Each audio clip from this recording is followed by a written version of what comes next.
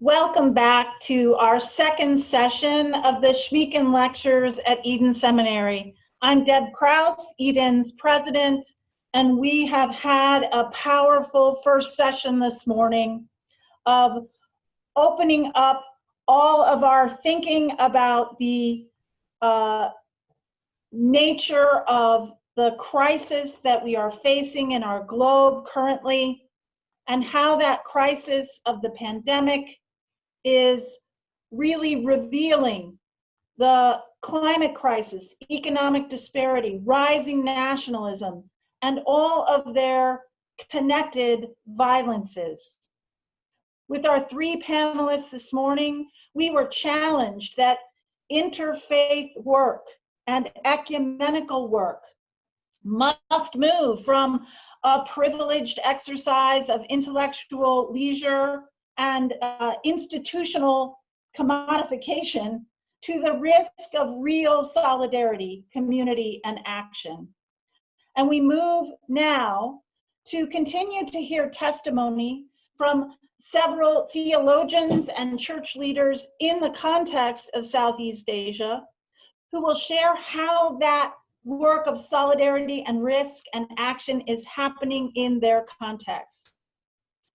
Now, as a point of privilege, before I hand over the program to our Eden organizer for this event, Reverend Dr. Mary Schaller-Blaufus, our Vice President for Institutional Advancement and Communication, I want to just give a quick shout out to two among our esteemed presenters for this current session. who happen to be Eden alumni.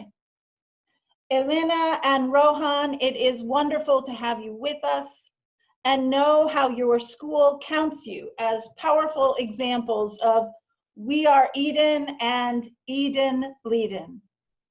And now to you, Mary. Thank you. Thank you, President Krause.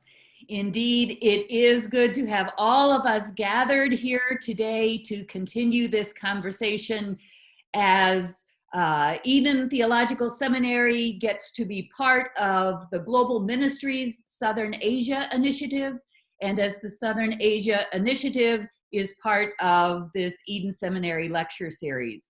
We are so pleased that we have panelists from many parts of Southern Asia, and I would like to introduce to you the Reverend Dr. Dinabandhu Manchella, who serves as the Area Executive for Southern Asia of Global Ministries of the Christian Church Disciples of Christ United Church of Christ.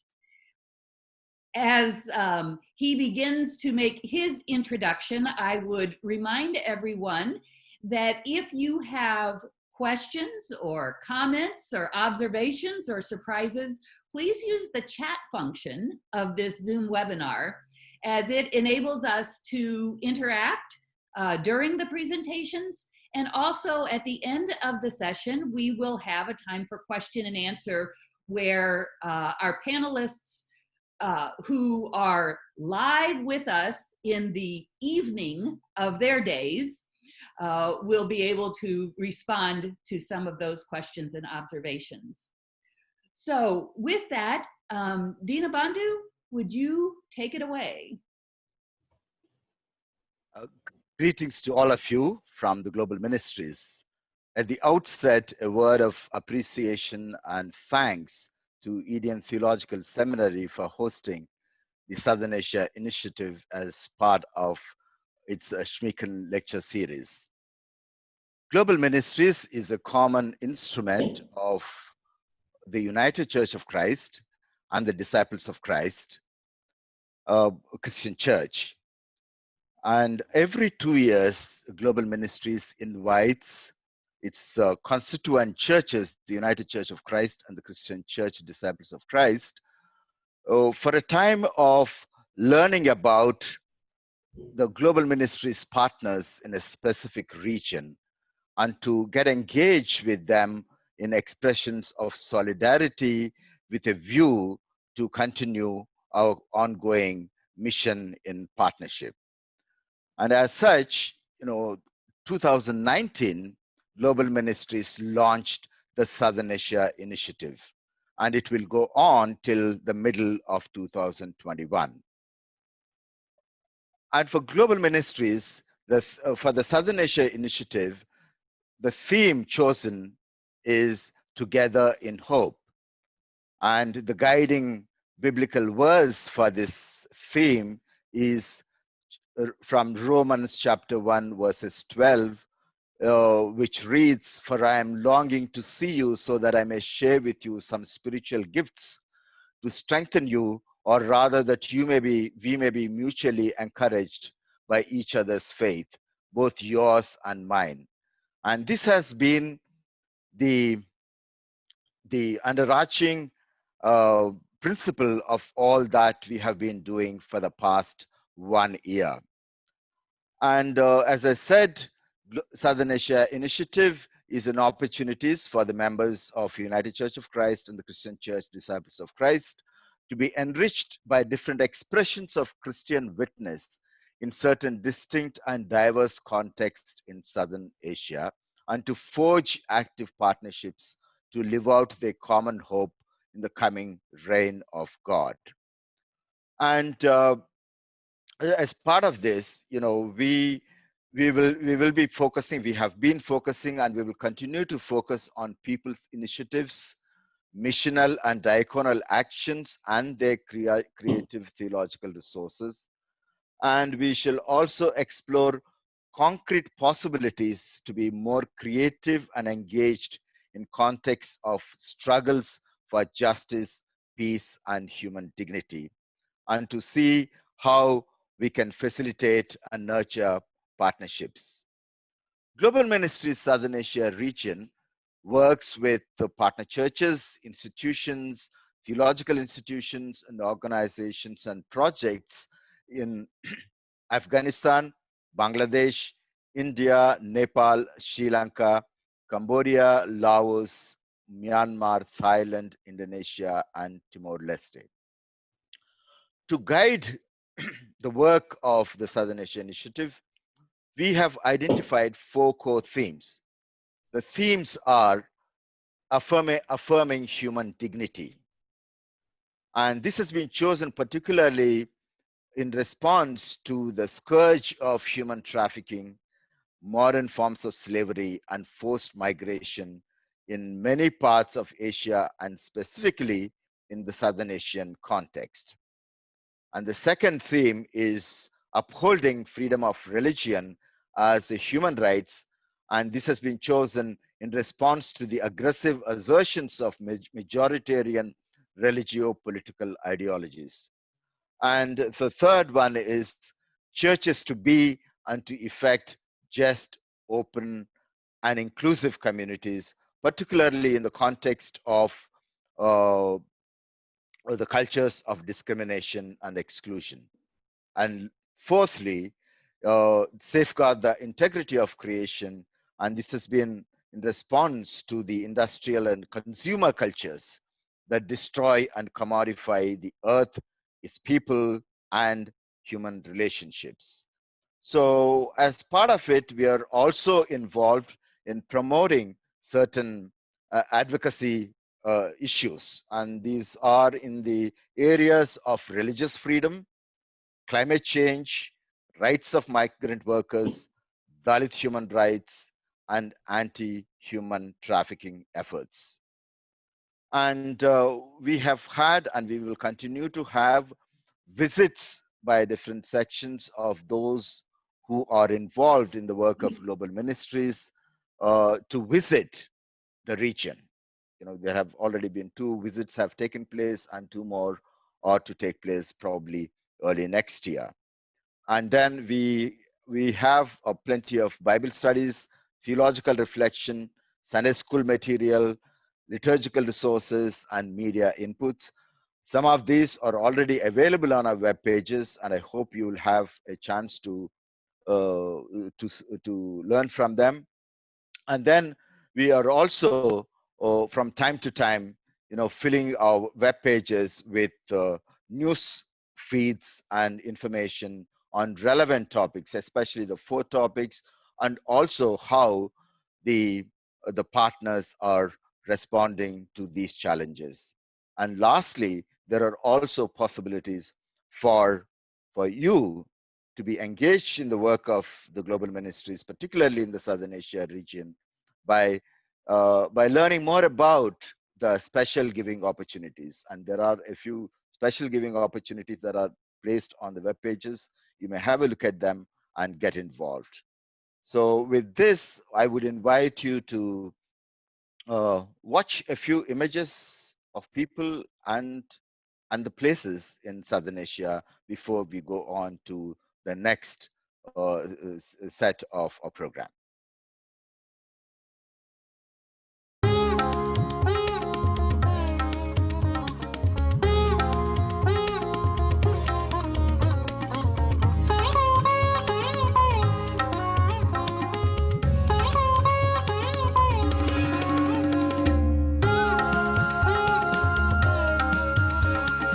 The Global Ministries Southern Asia Initiative invites you to work together in hope with partners in the Southern Asia region as we discover what it means to live faithfully. Despite a complex history of cultures, spiritual tradition, growing economies, and emerging technology, Asia has also been home to the largest number of the poor in the world. This has made the region susceptible to dictatorships, terrorism, fundamentalism, bigotry, human rights violations, and caste-based violence. But the marginalized have been resilient despite their circumstances. Asia is diverse in faith. But Christian churches find themselves at the crossroads of being rooted and relevant while also remaining connected with their faith traditions. Amidst human suffering, need, and injustice, churches in the region aim to stand together in faith and hope. We in Global Ministries stand with them as we receive and share good news together. During this 18-month initiative, we will explore topics such as caring for creation and agriculture, affirming human dignity, upholding freedom of religion as a human right, urging churches to be open, just, and inclusive communities. We will engage in these topics through advocacy opportunities, people-to-people pilgrimage trips, Bible studies, worship materials, special giving opportunities, videos, and educational resources. The Southern Asia Initiative is an opportunity for learning about the spirit of partnership and connecting with the people and partners in Southern Asia.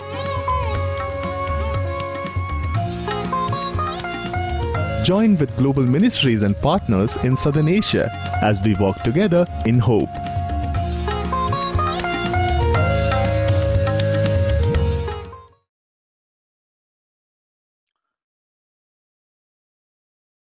The theme for this second session is Together in Hope, which is a theme of the Southern Asia Initiative. And in this particular session, we will be focusing on certain challenges that the people of the Southern Asia regions are facing and how these challenges are being used as opportunities by the partners of Global Ministries as they respond to these challenges. The first one is the dangers of increased human trafficking and migration, particularly as in the context of the pandemic. There are already a number of predictions that the post-pandemic world will see increased human trafficking and forced migration within the region, and in fact, all over the world. So for this, we have Elena Velmira Utu, and Miss Elena is an alumnus of Eden, and now she is a candidate for ordained ministry in the Protestant Evangelical Church in Timor, Indonesia. Currently, she is involved in the ministry for trafficked victims and survivors through East Indonesian Women's Network, JPIT. She is also a member of the church's GMIT's COVID-19 response team and GMIT and UNICEF collaboration team that supports children's need during the COVID-19 pandemic. Her presentation will be followed by another one, which is on women exposed to increased poverty and violence in the pandemic world. And we have been hearing we have been reading about this particular phenomenon of increased violence, increased domestic violence, particularly during this pandemic time, and also the predictions of increased poverty and how it affects women. And for this, we have Dr. Joycia Thorat, a women's activist from Mumbai, India. And she is the focal point person for National Gender Task Force of Churches Auxiliary for Social Action, CASA, India. She is also the chairperson, Gender for ACT Alliance, Asia Pacific region. Joycia will be followed by Mr. Foizullah Talukdar, who will speak to us on the implications of the combination of climate change and COVID-19 induced poverty. I don't need to say more on this because climate change itself is a serious crisis that affects millions of people, especially in the coastlands. And on top of it, COVID-19 is making the life of these vulnerable communities much more worse. And in this context, we have Muhammad Fazullah Talukdar, who is the head of climate change program in the Christian Commission for Development in Bangladesh, Dhaka, Bangladesh. And CCDB is a partner of the global ministries. And last but not the least, we will have Reverend Rohan Preman Ranjan, who is an alumnus of Eden, and now he's an ordained pastor of the Church of American Ceylon Mission, and he's the director for Peace, Justice Commission of CACM. He's also a member of the board of Southern Asia Forum for Freedom of Religion or Belief. He has been very engaged in grassroots peace initiatives and has played a significant role in the aftermath of the Easter bombings. Reverend Rohan will speak to us about the particular predicament and experience of religious and ethnic minorities in Sri Lanka amidst the pandemic, and also the recent political changes in Sri Lanka. So with this introduction, I now invite Reverend Elena Velmiera Otu. Thank you.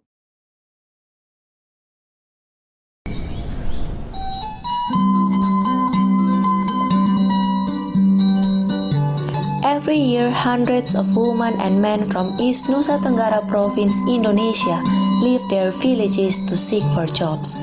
But most of them are trapped on forced labor and human trafficking. Victims of human trafficking work without proper documents. They work for nearly 20 hours a day.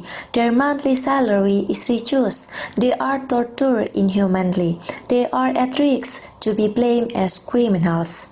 The number of dead workers from East Nusa Tenggara Province increases every year. From 2013 to 2019, there were 445 people died. 93% of the deaths occurred in Malaysia.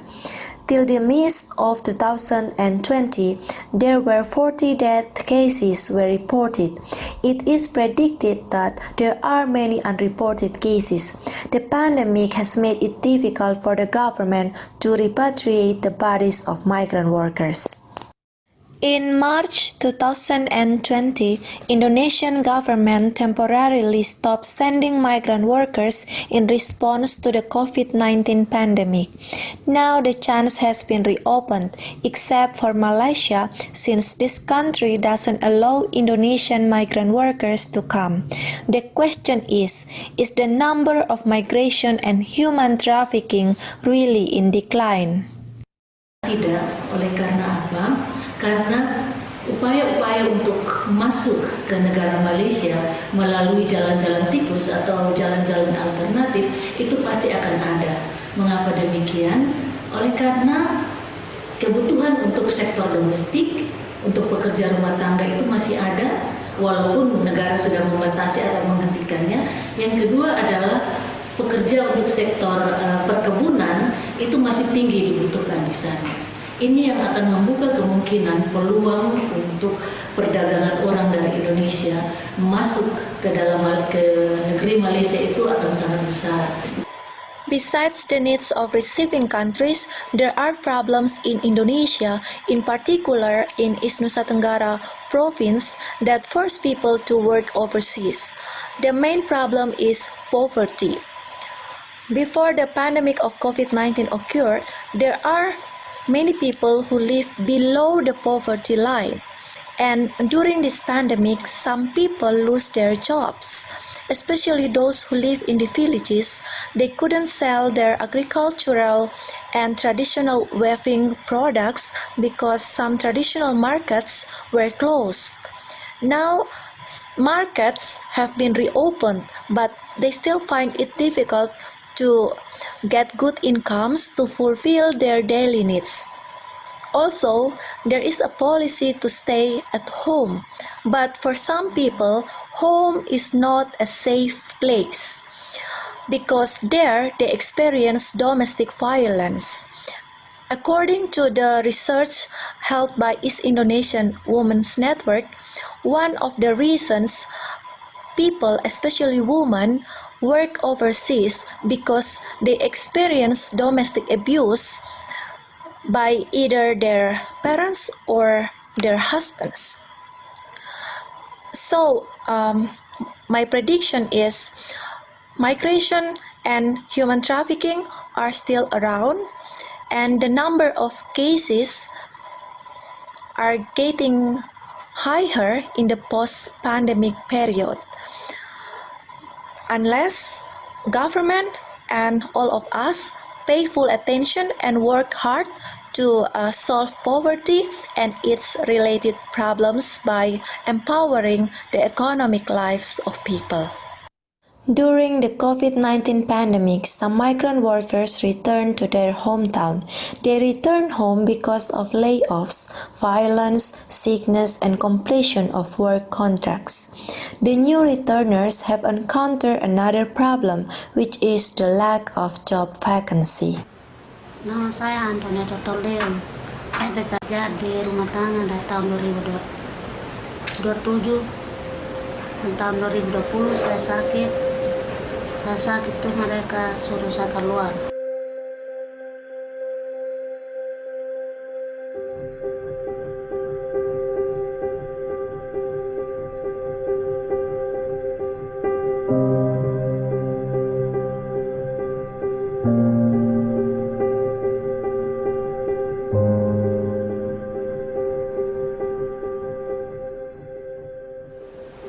Saya tidak tahu mau kemana. Terus saya ketemu orang, mereka antar saya ke rumah Arab.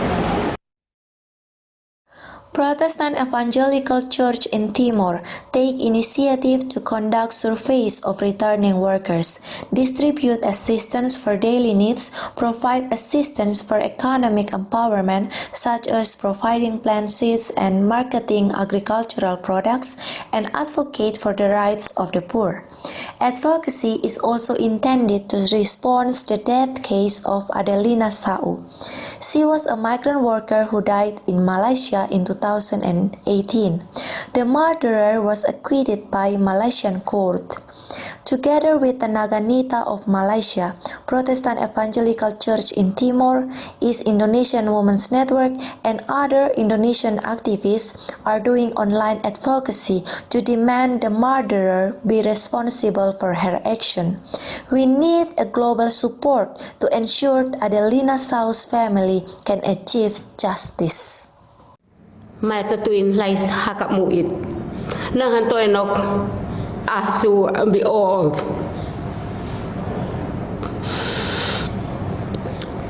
Sa keluarga kan lomef. Keluarga Adelina kan lomef. Nasa es majikan ibebas. Mayon me. Es majikan ibebas es pa Malaysia. Keluarga Adelina entoet kaloleko. Majikan nanen hukum onla hampir hukuman ambi Malaysia.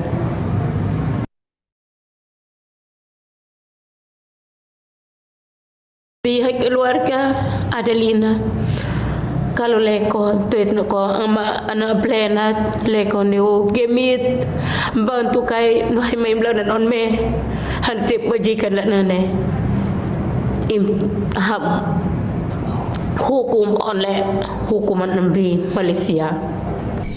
Human trafficking is a global problem. Therefore, we need a global solidarity to end human trafficking.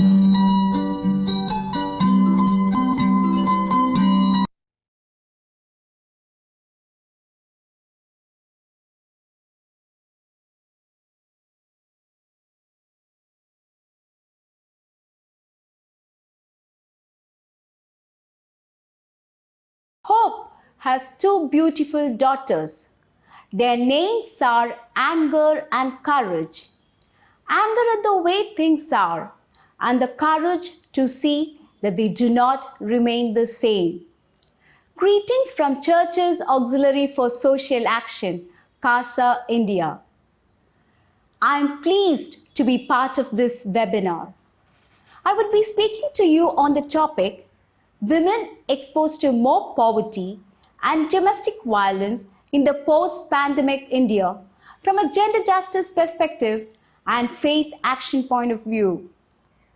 Let me begin by narrating a couple of stories to set the tone and the context. Arvina was a migrant daily wage laborer who died on her journey due to hunger and exertion. Her son, a toddler, was trying to wake up his dead mother. 12-year-old Jamlo Magdam, a child laborer, walked 150 kilometers. She collapsed a few kilometers closer home. A group of hungry children eating grass akri was captured by a journalist few days into lockdown. Jyoti, a 15-year-old, cycled 1,200 kilometers from Delhi with her ailing father as pillion rider, as she had no option but to undertake this difficult journey.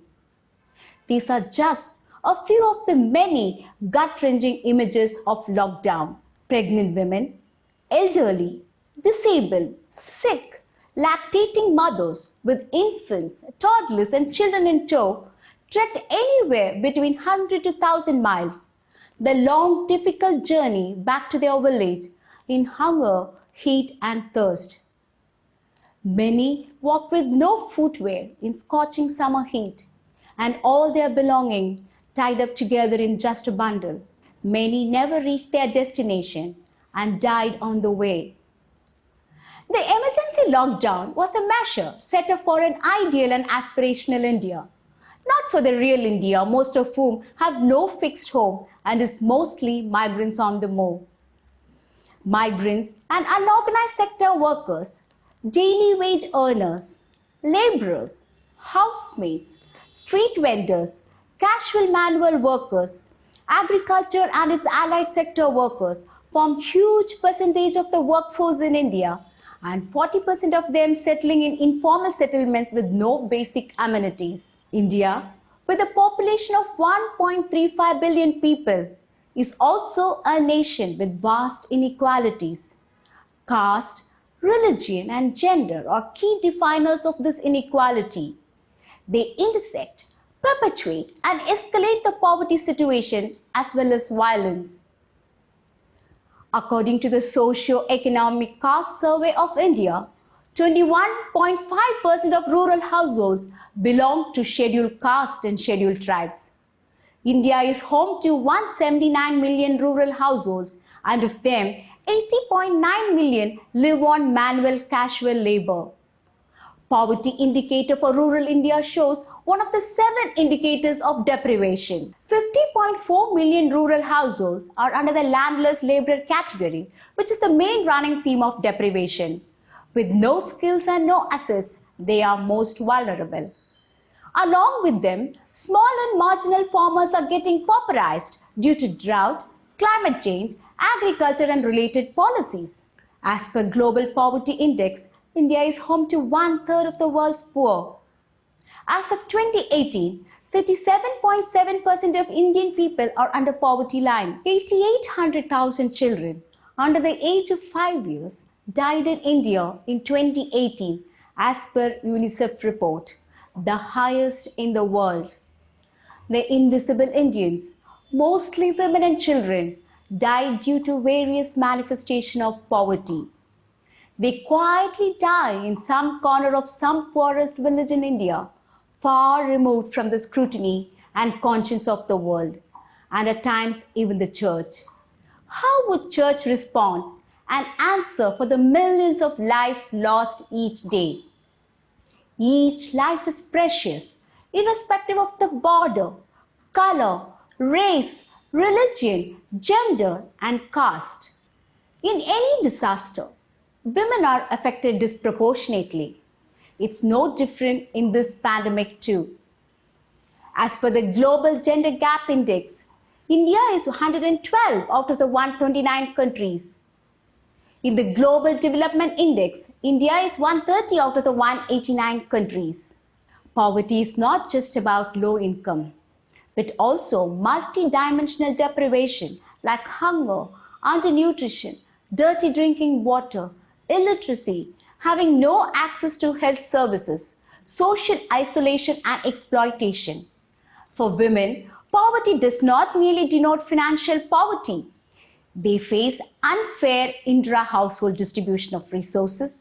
They are responsible for childcare and care of the elders, fuel and wood collection, fetching water and cooking. A person's vulnerability could be measured from the poverty level, low levels of education, hazard working conditions, and lack of access to resources, assets and credits, lack of access to knowledge, information and political awareness. Women lead the vulnerability in all count. Dalit women, tribal women, women from the minority communities are mostly affected. In CASA's working context, we are working among such vulnerable women. As we all know, care work is driven by women who have little time to get education, earn a decent living, or have a say in how our societies run, and hence trapped at the bottom of the economy. Around the globe, women and girls put 12.5 billion hours of unpaid care work each and every day. This amounts to $10.8 trillion a year, more than 3 times the size of global tech industry. How just is this? Tax revenue could help lift women. If the richest 1% pay 0.5% as extra tax on their wealth over next 10 years. Do we really care? Let me share a few startling statistics with you. According to UN Women, 51% of total world population are women. 70% of them are poor. 83% of them are single parent, doing 66% of all work, producing 50% of all food, earn 11% of income and own just 1% of the property. Are not women equal? In the context of pandemic, as per UNDP report around the globe, 1 million children are out of school already due to pandemic. Pandemic will push 47 more million women into poverty by 2021. Women of reproductive age will be affected mostly. Caste, ethnicity, religion, gender, age, disability will contribute substantially to this figure. For India, pre-pandemic poverty data for female was 13.3 and 12.1 for males. By 2021, it would be 14.7 for women and 13.7 for men. The health infrastructure is so fragile and stressed in India due to COVID-19, there is an increase in stillbirths. Reproductive and maternity health care, along with all other health needs, are neglected. It's tribals, Dalits, minorities who are subjected to the above condition and part of the above statistics. If we never talk about these things in the church, and if we do not engage with these matters and work towards their eradication, does that not show that we do not care? How do we understand our mission in view of the above statistics? How often do we hear during Sunday sermon about the invisible communities from the pulpit? Is that in our understanding? Gospel, church, ministry, mission, ecumenism, diaconia does not have much to do with poverty and its manifestation? Such deprivation and suffering exist in a world that has the knowledge and resources to eradicate it. Would it not be meaningful for our church and the related institutions to come together and call for action and accountability? Christ said, "Whatever you did unto the least of my sisters and brothers, you did it unto me." Talking about domestic violence, United Nations referred to it as the shadow pandemic. UN took note of the escalation of domestic violence all over the world soon after lockdown due to COVID-19 and asked governments to act. India is a highly patriarchal country, and the root of domestic violence more often lies within the practice of culture, religion, systems and structures around it, which propagates unequal power relations in every institution, including family. The "Stay Home, Stay Safe" slogan to contain the pandemic is not for all women and children, many of whom were locked with their abusers 24/7 with no place to go.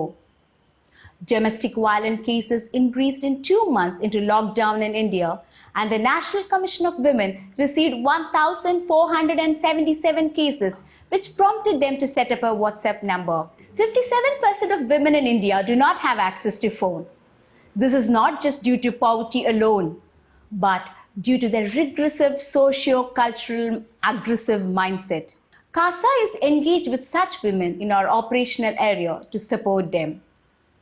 Despite phone and communication difficulties, the domestic violence cases reported surged, which reflect 2 points: the increase in violence during lockdown, and there are still many more women who are not able to report such cases. What should be the true response of church? A culture of silence, ignorance, apathy, fence-sitting, praise and worship, or struggle against injustice? As faith communities, we are called to respond, which most of the time the church tends to ignore. The UN Secretary General, Antonio Guterres, in his address to the virtual town hall on 1st September 2020 said, "The pandemic has already reversed decades of limited and fragile progress on gender equality and women's rights. It's clear we cannot go back to the failed policies that have resulted in the fragility we see around us. How do we engage? Social, economic, political, and legal empowerment of women and all vulnerable communities are very important. As we know, COVID-19 exposes and exploits pre-existing inequality. This is an opportunity to reorganize our society and create a new just and equal world for all. A comprehensive strategy is important. Education, family planning, cash transfers, equal wage, social security, job security of women, and protection for all. We need to advocate for this. Disaggregated data is important if we want to target and support women and vulnerable groups. Women are the frontline workers, 70% at global and 86% in India. Women belong in all the places where decisions are made.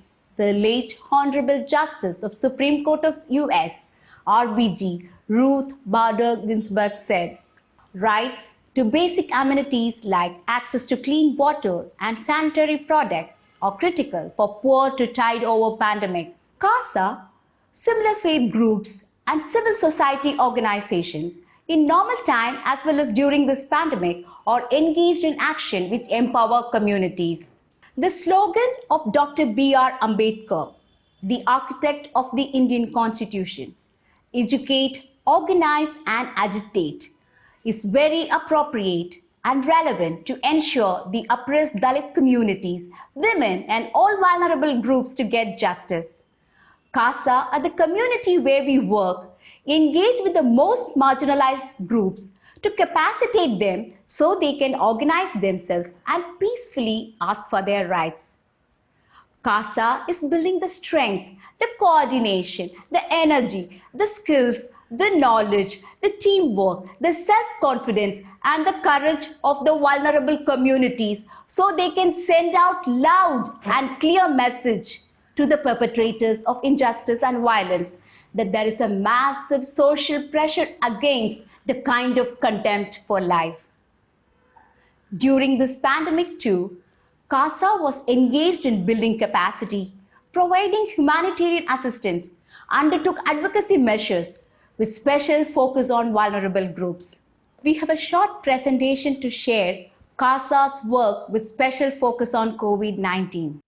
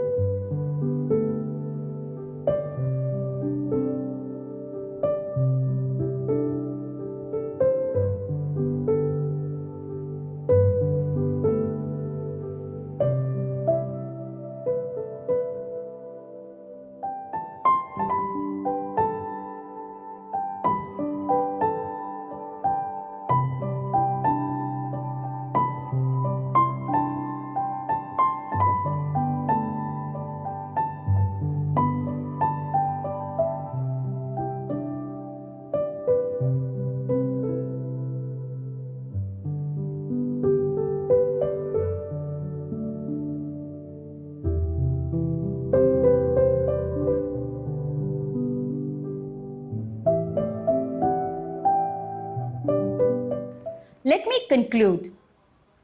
As faith communities, we are called to be prophetic and be part of the integral mission. Change won't come from the top, I would say. Former President of US, Mr. Barack Obama, wrote in Dreams from My Father, change will come from a mobilized grassroots. The Bible says, faith without action is dead. What should be that action today? Churches are working independently as well as collectively on many of these issues. Is that what we do sufficient? Are we challenging the structures and systems enough? Or are we just working around the manifestations? Do we have integrated as well as targeted approach? Do we have the political will to make poverty history and unjust systems and practices a thing of the past? We need to dream and act. Feminist theologian Dr. Gabriela Dietrich, in an interview quoting Dr. M. Thomas, said, for transforming communities from all their casteism, patriarchy, and communalism, it is necessary to address structural sin. The resilience and the courage to explore alternatives and the strength to resist unjust practices are important. She believed there is a connection between resurrection and uprising. The need to be with people and affirming life. We are resurrection people. The resurrection message was first announced to women and shared by women. In the world stage too, today in the context of COVID-19 response, countries with women leaders have done better. Women leaders can create an alternate world, a new world order. As faith community, we believe all human beings are created in the image of God. Justice is questioning power structures, breaking barriers of injustice. Jesus was for total inclusion and diversity, and especially of those marginalized. Jesus is a feminist. Jesus broke all power structures, questioned all injustice, and stood with the outcast. The gospel and the good news is life in all its abundance. As faith community, let's spread the good news in action. Dare to dream, dream to dare, hope to dream, dream to hope, act on dream, act with hope. Thank you.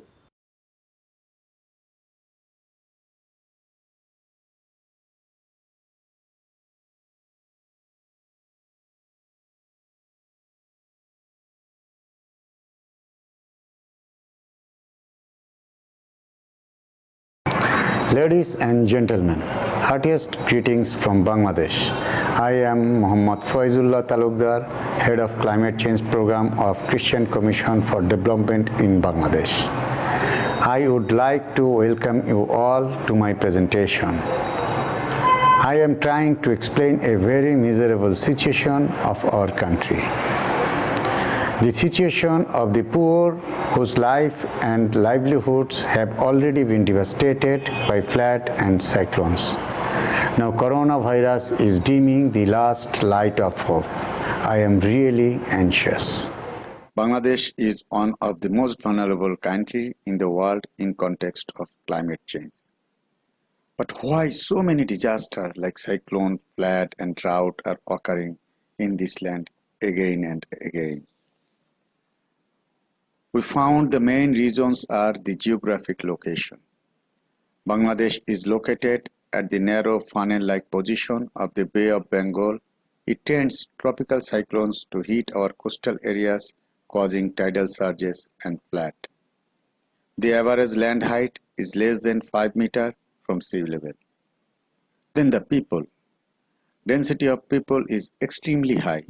1,265 people live in 1 square kilometer of land. People are poor, mostly unskilled, with low capacity to respond to disaster. Their livelihood is mostly dependent on nature. And the country lacks adequate infrastructure to protect from cyclone and flood. In the last 13 years, 12 major cyclones hit Bangladesh. Now I am showing you a glimpse of cyclone in Bangladesh.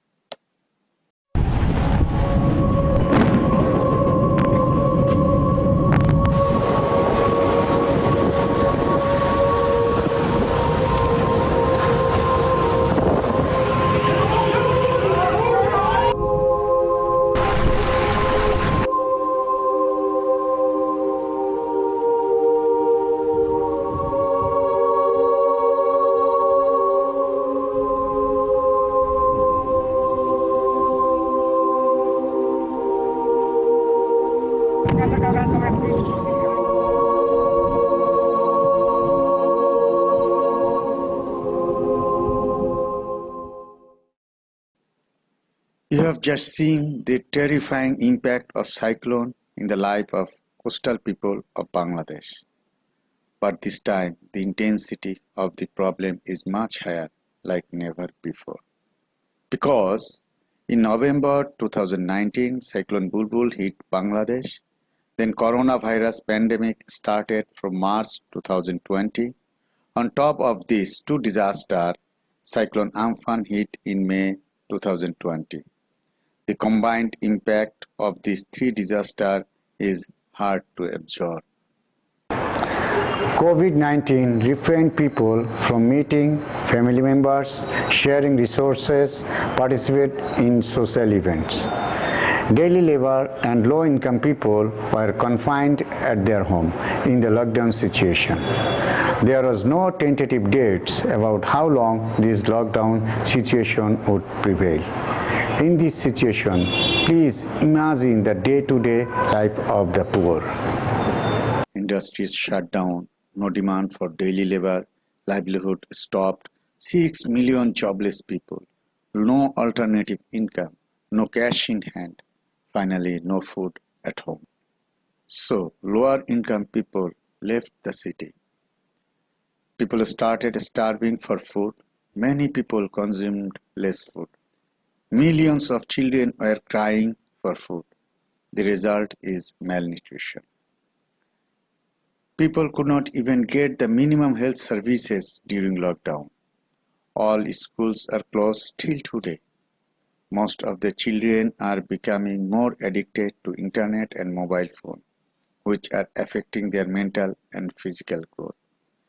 In response to pandemic, CCDB supported root-level people with own fund along with the fund from different donor agencies, ACT Alliance, Tear Fund, Global Ministries, and Bread for the World.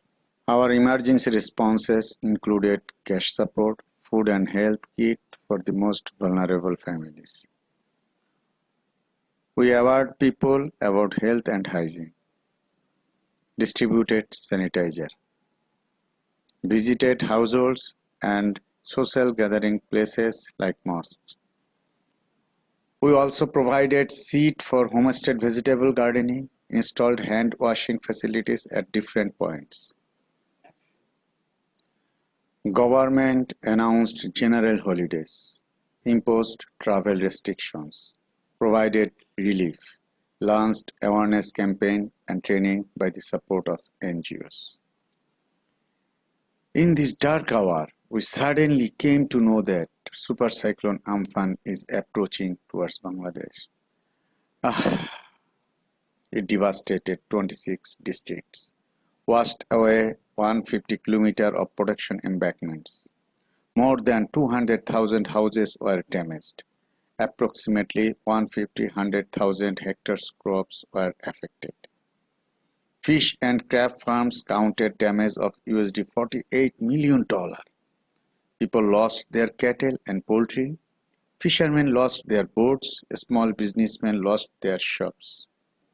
We also found long-term latent impact of Cyclone Bulbul, like 70% of honey production decreased at Sundarban forest. The most severe problem was the crisis of drinking water. We started counting every moment to avoid serious casualties. Water everywhere, not a drop to drink. We had 3 levels of response to Cyclone Amphan. Before the cyclone, we awarded people, managed the cyclone shelters, assisted for early harvest. During Amphan, we brought the most vulnerable people to our cyclone shelters, arranged dry food and snacks for them, arranged the lights inside the cyclone center, and ensured security. After the cyclone, we responded immediately by supplying drinking water, recovering freshwater resources, providing sanitation material. We also supported for long-term recovery by providing rainwater harvester for drinking water, supported with alternative income-generating activities, provided agricultural support with improved technologies. Government introduced food for work, repaired the embankment and road at the vulnerable points, supported with evacuation, relief and drinking water. The situation is not yet normal. You might say it's new normal, but actually it's not. We need to act together to reduce the suffering of the people by addressing fresh water scarcity for drinking and irrigation, providing technical and technological assistance for sustainable agriculture, providing improved sanitation system, creation of sustainable alternative income sources, provide personal protection kit to the people. Ladies and gentlemen, this is an uncomprehendable situation, disaster upon disaster and disaster. We are working here with our limited resources and we can't stop our work because we are activists. I would like to end my presentation by requesting you all, let's act together. Thank you very much.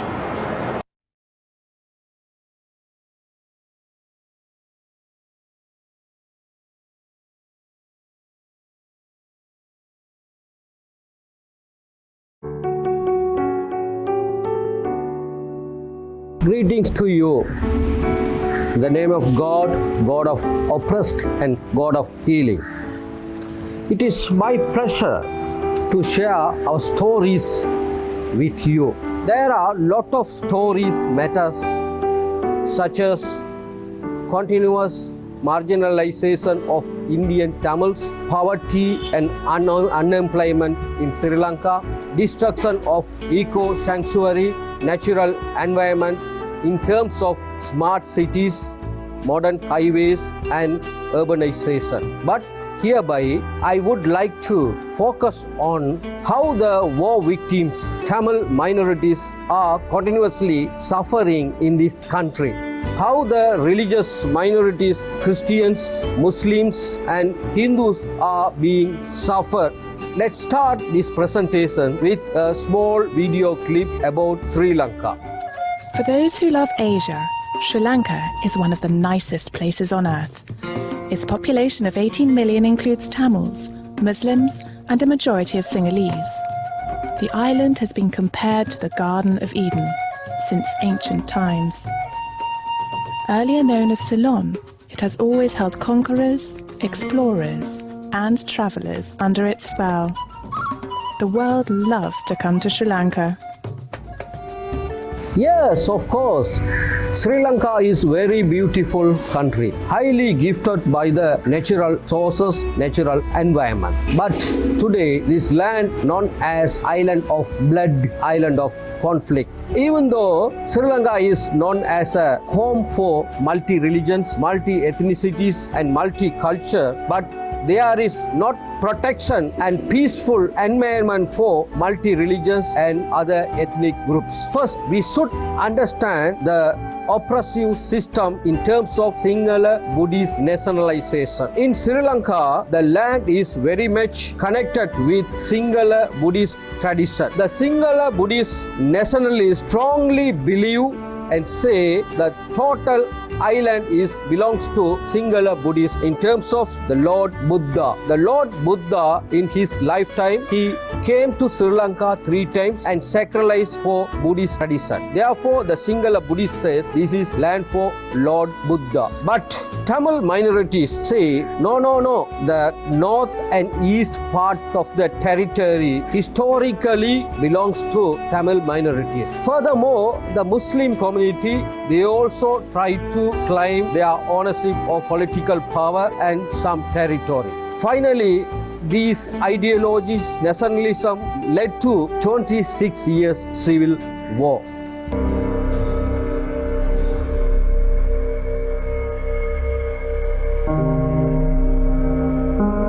All of a sudden, bullets were coming, like firing right into the people. The government were determined to finish the LTTE off militarily. Isn't it obvious what we're seeing in Sri Lanka? It's a cover-up. It's an attempt to deny that these things took place. There has to be a proper investigation, and if crimes have been committed, the perpetrators have to be brought to justice. 11 years ago, on 2009, the war came to end with mass killing, disappearance and capital disaster. The UN and other international organizations advised to government to take a proper step for investigation, reconciliation and rehabilitation. But today, 11 years have gone, but there is no any truth and accountability for war crimes. Rather, the oppressive regime became a political leader of the country. There is no response to the enforced disappearance and political prisoners. There is not proper way of rehabilitation process. It's Sunday worship at Colombo's largest evangelical church. One of the pastors told me not to film the faces of people in the congregation. They are afraid after attacks by members of what they describe as Buddhist nationalist groups. Video of the attack on his church earlier this year.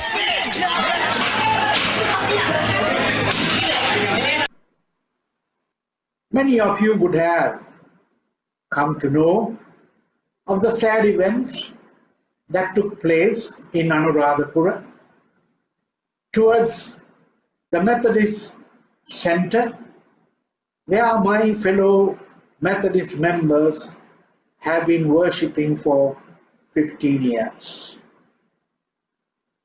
During the previous Sundays, they have been prevented, they have been threatened, they have been warned or told very clearly in no uncertain words that you cannot worship in this place. Violence, mainly against the Muslim community, spread to other parts of Kandy district on Wednesday, fanning the flames of hatred, suspicion and fear. More than 4 days after the violence started, hundreds of military personnel in place and repeated curfews to control the situation, the flames are still burning. This shopfront, like many other Muslim-owned establishments, being attacked just over an hour before we got here. It is obvious freedom of religions, human rights promotions and rights of minorities are questionable. Racism, hate speech, violent extremism are become as part of the political system. Religious minorities are approximately about 30% of Sri Lanka. So that means the Sinhalese Buddhists are around 70%. So if a particular candidate feels that he or she can become a president, mostly based on Sinhalese Buddhist votes, I think it's not a very nice feeling for a multicultural, multi-ethnic, multi-religious country. This can make our democracy to be a majoritarian democracy. Hi, now I have come to the concluding part of the presentation. Now Dr. Darshan Ambalavanar has joined with us. He is going to explain how the Church of American Ceylon Mission engaged with war victims and wounded community in order to get the life of wholeness. Particularly after the Easter attack, how the church engaged in the process of the peace building process with Muslim community and other minorities. Dr. Darshan, this is your time. When the war came to a devastating conclusion, many of the communities of our own congregations lay in ruins, and a key focus of the church was to be a presence with the communities. So our clergy moved back in the process of resettlement to live and work there, to be with people under very dangerous and difficult circumstances. And we rebuilt community programs for children and for youth. So these places also became important community centers and a part of the healing from the violence of the war that the communities had endured. After about a decade of this work, we were faced with a new challenge after the devastating bombings on churches in Easter 2019. In Batiklo, where we have a presence, one of the Pentecostal churches was attacked. And we had to respond to this challenge in the context where churches themselves were a potential target of violence. Reached out to the Muslim community the day after the bombing by visiting them in their own towns to start the very slow and challenging process of rebuilding relationships between our communities, between the Tamil and Muslim communities. It had a long history of alienation, of conflict and misunderstanding, particularly during the war years. Since then, CACM has been involved in constant organizing of conversations and dialogues at the community level and between community leaders that has also brought in leaders from outside of the region.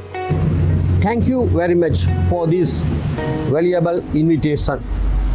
I hope you should understand how the minorities communities are suffering in this country. The Church of American Ceylon Mission, as a prophetic and participatory church, we always would like to engage with marginalized, oppressed and suffering communities. We are engaging with these people and working for the life of wholeness. Especially our thanks goes to Global Ministry. Thank you very much.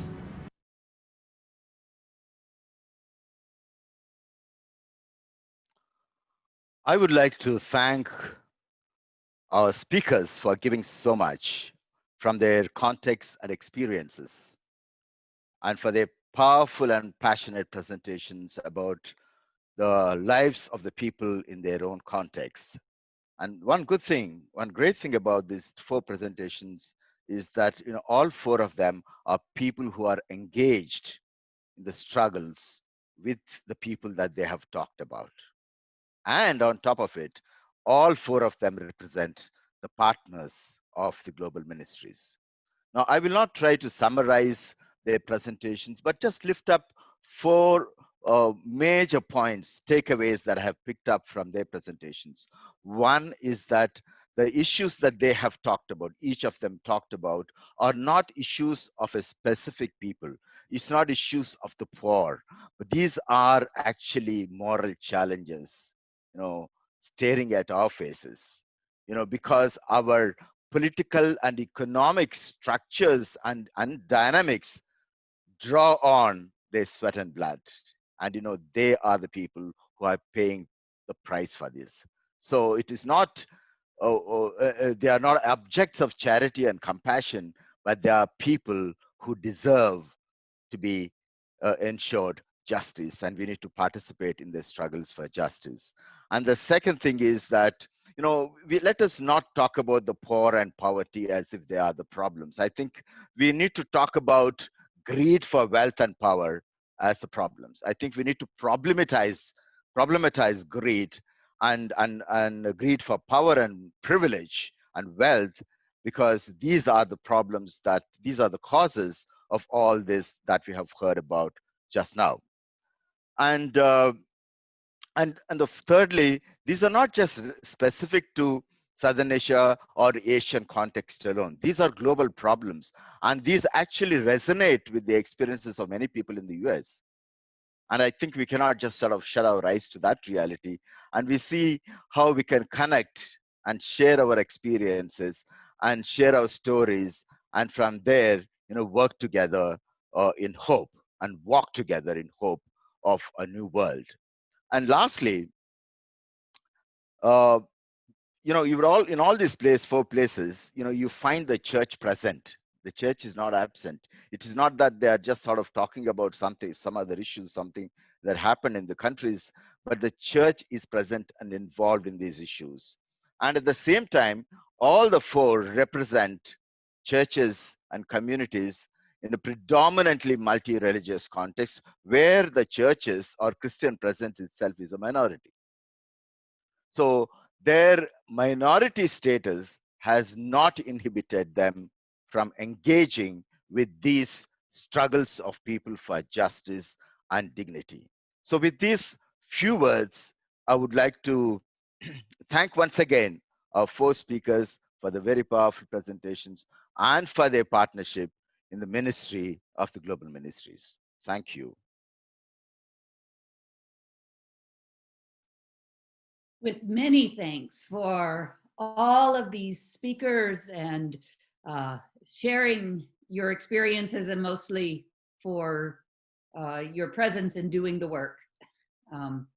It is, again, inspiring, it is humbling, and it is encouraging to know that those of us in North America can have the opportunity to be partners with you in Bangladesh and in India and Sri Lanka and Indonesia.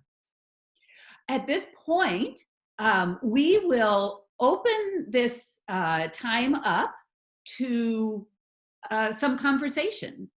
And so we have some conversation happening in the chat. We have our presenters who are sent pre-recorded videos, but you are present with us. And so we'll spotlight you and have you,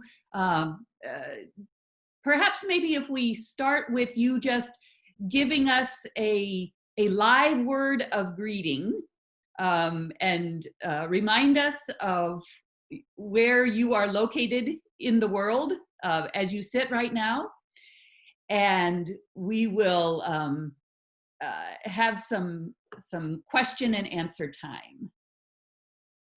So Elena, would you begin? Maybe go in the order of your presentations. Okay, thank you very much, Mary. My name is Elena, and now I'm a candidate of ordained minister in Indonesia. And my home church is Protestant Evangelical Church in Timor. You have seen and heard my moderator in the first session of this public lecture. And actually, I work in the anti-human trafficking movement because previously in 2017, I wrote a thesis entitled Joseph's Stories and How the Story Contributes to the Anti-Human Trafficking Movement in Indonesia. So while writing the thesis, I thought that, oh, I couldn't just writing, I should do something, because the value of a thesis actually when we as students could apply what we thought and what we wrote on the paper to the real actions. Thank you. Thank you so much. Josiah. Yes, hi. Hi everyone, I'm Joycia. I'm based in Mumbai in India, and I work with Churches Auxiliary for Social Action. I'm the gender focal point, and we are working basically with the communities to strengthen them, especially the women, so that they can be empowered. You may be hearing the stories in India, how caste, patriarchy, and religion is kind of,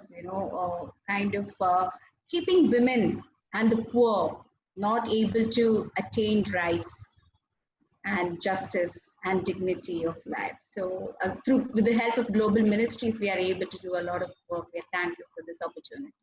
Thank you. Thank you. Rohan, I think you are here. Would you be available to say hello? Yes, I am here. Hello. Hello. Yeah. I am Rohan. I am based in Batikulo, east part of the country. So particularly I am doing a ministry with multi-religious people. We have formed a forum for freedom of religion and rights of minority. Through the forum, we are working with Muslim and Hindu and other minority groups around in particular district in northern east part of the country. Through the forum, we are creating a space and inviting the different groups to share their stories and experience, feeling. If we identify any particular issues, the issues created by the socio-cultural and political tyranny, so we take that issues as a serious. Then we try to find the proper way of solution in terms of ensuring justice and peace and social harmony. This is going with the support of global ministry.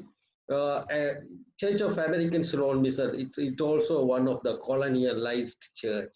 So now we try to restructure our church to be a authentic, to be an original Sri Lankan church, as a participatory church and struggling church and victimhood church in Sri Lanka.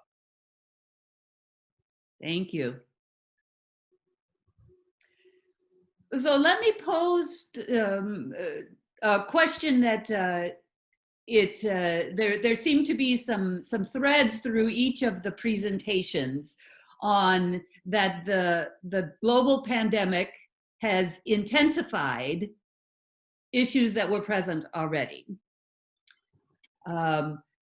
So would any of you have reflections on the role of theological education in this time of intensification of these kinds of global injustice issues?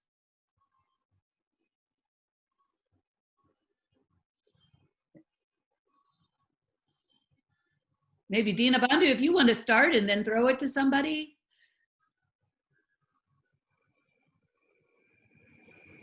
I'm actually looking at the participants and the panelists to respond to that question. I mean, certainly, these bring to fore some of the major moral challenges that the world is facing. The religious fundamentalism, violent extremism, and the cultures of discrimination and exclusion, and the politics of hatred and fear, and the abuse of human beings on the earth.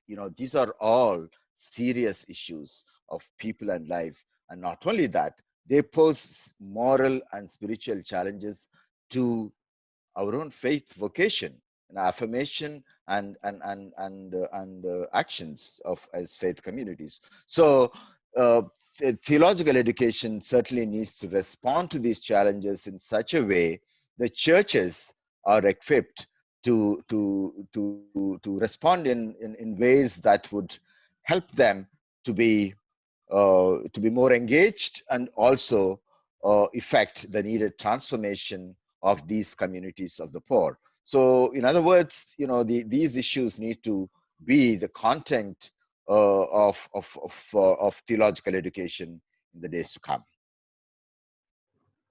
Maybe any of our panelists, Joycia or Rohan and Olina, would you have anything to add? Rohan? Yeah. Can I say? Yes. Joycia, yeah. Joycia, yes. I just want to say, see, in our context, the faith leaders have lot of importance. Whatever they say holds a lot of ground, whichever faith they are from.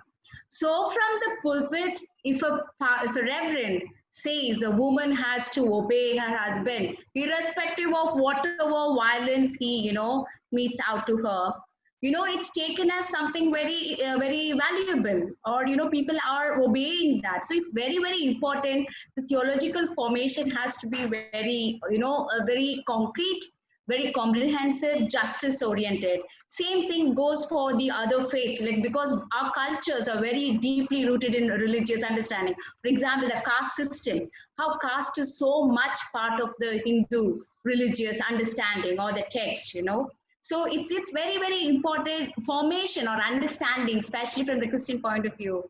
a very justice understanding of theology is very critical, so that the members of the congregation and the larger community will take these issues very seriously. You know, all these violations of rights and poverty, a issue which needs to be addressed by the church. You know, it's very important. Theology has a very, very important role to play. So many a time I ask myself, the pastors who study in different theological colleges, when they come out to the church, what are they preaching from the pulpit? Many times we don't hear the important concerns which they are supposed to do. So maybe it's so very important aspect that we need to take into account, and it's a very, very critical aspect. Faith, that is why even in the United Nations, faith-based organizations are gaining a lot of significance, because they know if the faith leader says something, the community immediately obeys or, you know, follows. And we are mostly men as faith leaders everywhere. And many times these faith leaders are not so very sensitive to the overall, you know, gender justice issues and things like that. So yeah, so that's my response. Thank you.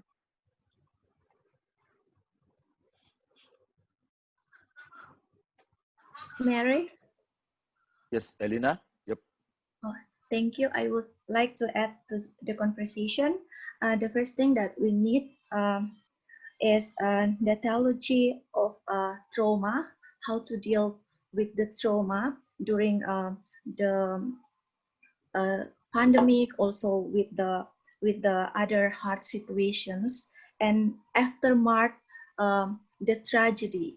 So I think talking about trauma and how to heal the trauma of people is very important in for the pastoral theology.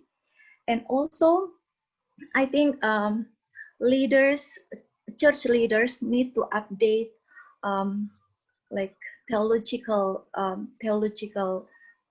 thoughts and things that maybe, because what we have learned before may be different with what the world need today. So there must be always chance for the leaders to like renew our theological knowledge, so we can address issues, contemporary issues. Yeah, I think like that. Yeah, I would like to say something.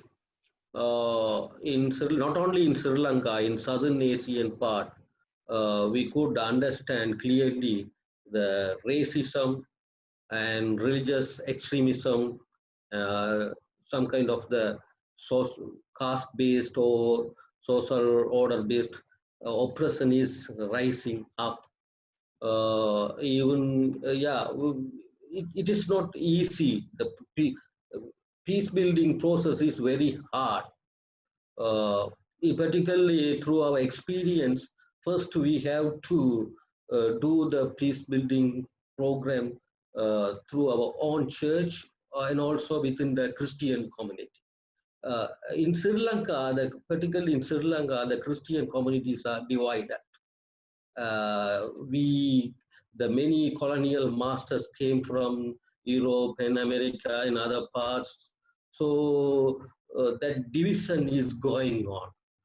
Denominal fight, denominal crisis is going on. So first, as a Christian, we have to come together in the name of Jesus Christ, or in the name of Almighty God, Trinity God. Otherwise, it is very difficult to continue the peace process among multi-religious context. That's why now we are deeply thinking how we can honestly work for the Christian ecumenism and also wider ecumenism.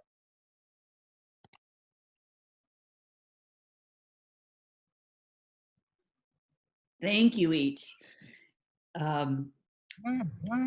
Just a reminder, if anyone who is attending the webinar has a question or wants to get in on the conversation, please type in the chat so that we can add your voice to this conversation. I noticed also some themes throughout your presentations related to global solidarity. Let's do this together.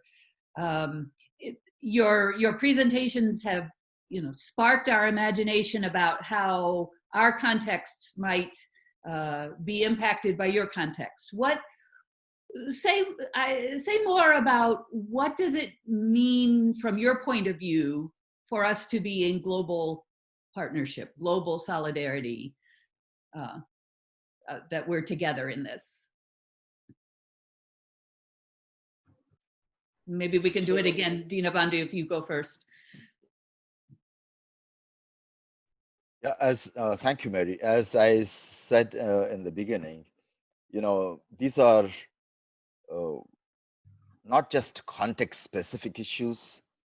These are issues of people and life in many parts of the world, especially those who are on the margins of the society and the world.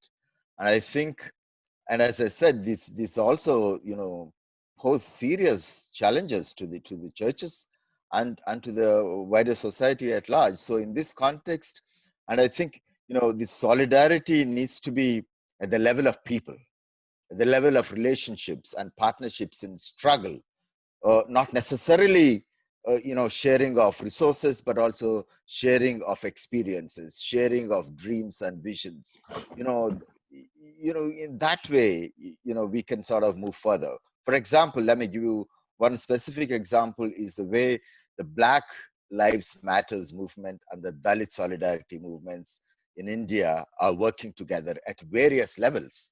In fact, when this recent happening, recent atrocity took place in Uttar Pradesh, North India, there were demonstrations in Philadelphia, New York, Chicago, and Houston. So likewise, there were also solidarity expressions back in India when George Floyd's murder took place and when there were protests. There were protests in Bangalore, in Chennai, and in Delhi, and I'm sure in other parts of Asia too. And and at the same time, the Palestinian struggle, they have a very strong movement of people in India who are backing up the Palestinian struggle against occupation. So there are lots of these connections that are already there. Relationships are there. Churches are a part of it, though not the organized institutional churches through their leaders, but church the people, church the activists. At that level, they are engaged in these struggles. And I think this is where we need to sort of, as I said, we need to sort of experience the sense of Christian unity in struggle against injustice, and a sense of unity in terms of solidarity in hope, not necessarily unity at the level of organizational and theological cohesion, but at the level of engaging with the challenges that the humanity and the earth is faced with. I can go on talking, but I think I will stop here. And I will probably, panelists can say something more.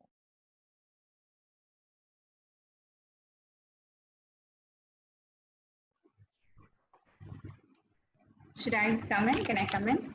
Just to add to that, I feel it's also important that we need to build capacity of young people. No, ecumenical formation is very important. Exchange of knowledge, it is very, very important that there was a time when there used to be we building young people to understand, to study these issues, not only theological students, but even otherwise the general church young people, so that they can understand the struggles of different groups, what's happening across the world. Many a time we are just, confining ourselves to our own issues, and we're not seeing what's going on around. So it is very, very important that we connect, we try to learn, we increase our knowledge of the issues of the, the others whom we don't, normally connect, and form lot of young new leaders to take up these issues, this struggle. There have been a very big, good leaders in the globe through World Council of Churches and ecumenical institutions. But now I think we are not investing enough in these things as well. It's very important to build these kind of knowledge-based leaders, young capacity to challenge systems and structures within the church and outside. I think that's very important. For that, this kind of networking and learning across borders will be very, very helpful. Thank you.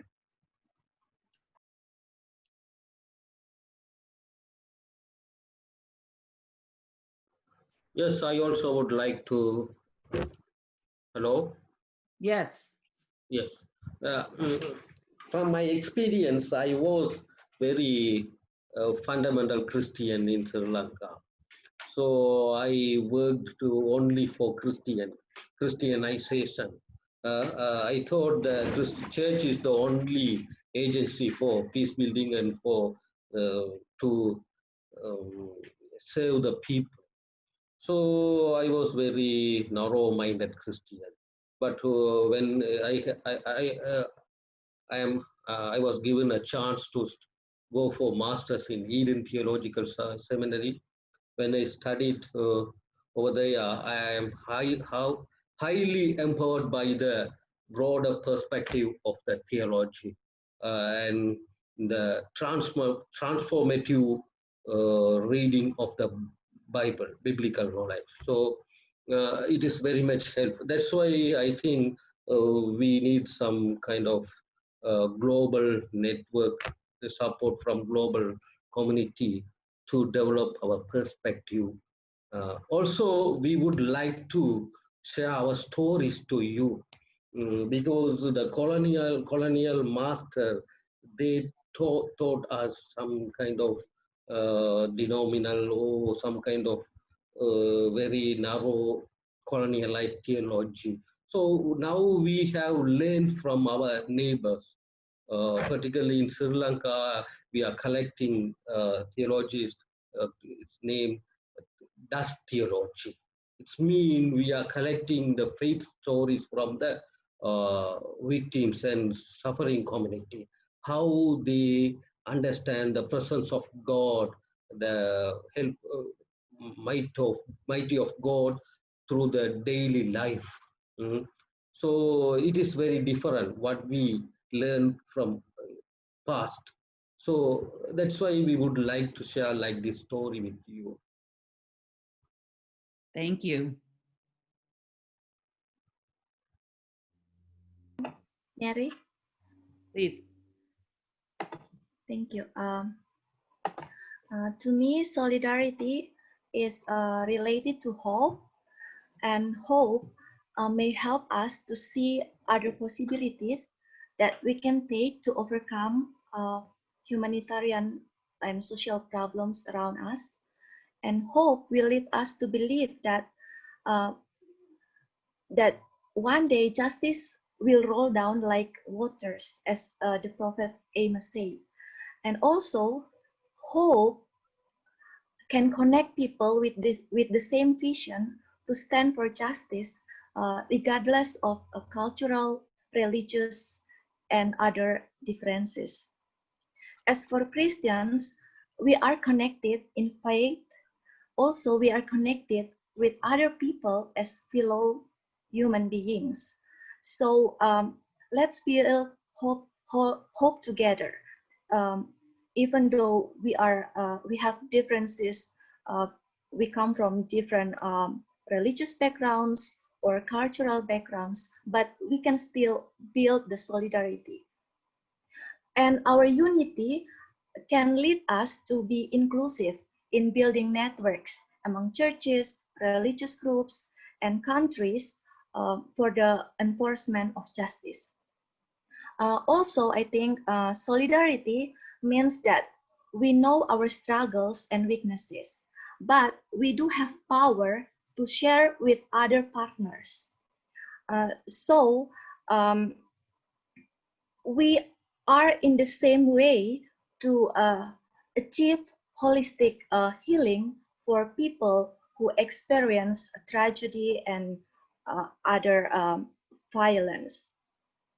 And also, particularly in the context of my people, solidarity means we have to be friends with the victims, listen to them, and encourage them to be survivors who can also help the others. So it's not only us to be the healers for them, but also we help the survivors, the victims and survivors, so they can be empowered and they can heal others because they are already healed. Thank you. That is a blessing, and you send us out with that blessing. We have come to the end of our time together, and we pray that this is not the end of our work together, because we have shared stories. We have learned across borders. We have embodied a global network that is not ended, but is continuing and beginning. Our theological imaginations have been sparked. Our vocational resilience has been encouraged, and our social transformation is in process. Thank you all for this. A reminder to everyone that these presentations will be available on the Eden Seminary website. We will be continuing this conversation through social media. You are highly encouraged to use this content and resource in your local churches and communities as a way to do faith formation or fellowship or other learning spaces in your congregation. One such example is happening tomorrow evening, where the group Church Recon is going to be having an in-depth discussion that goes deeper into some of the experiences of participating in this lecture. And if you would be so willing, there is in the chat a survey on this time together, and your participation in that survey will also help us at Eden to continue to be a resource for the church and developing leadership in the progressive Christian movement. So with that, we are going to say thank you once again, and peace be with you. Amen. Thank you.